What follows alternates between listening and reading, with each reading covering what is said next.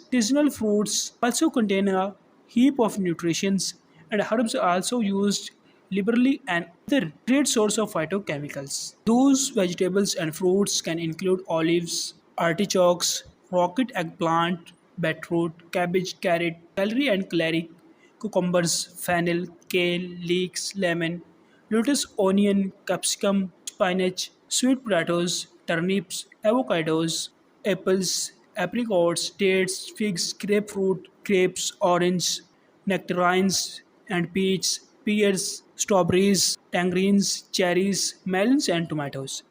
Then you have the high fiber intake, which helps to support a healthy microbiome, keep the bowels moving, removing toxins from the body, and regulate blood sugars. Legumes, a key component of Mediterranean diet, have both soluble and insoluble fiber that have benefits on the gut level, and they also contain phytoestrogens, which have beneficial impact on estrogens levels in the body.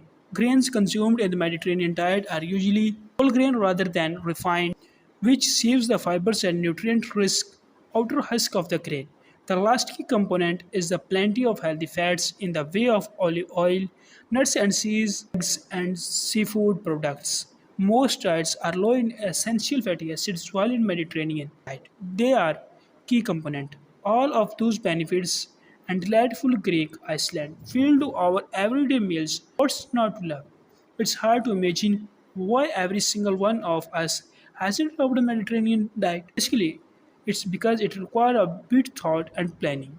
In a fast food world where we are time poor, it can take a little more thought and preparation than our modern diet, which is high impact food. It can take more time and effort to eat whole foods, and some people get a bit overwhelmed and not know where to start. One way to gently introduce more Mediterranean to our everyday lives is to start some small changes suggested Nestle.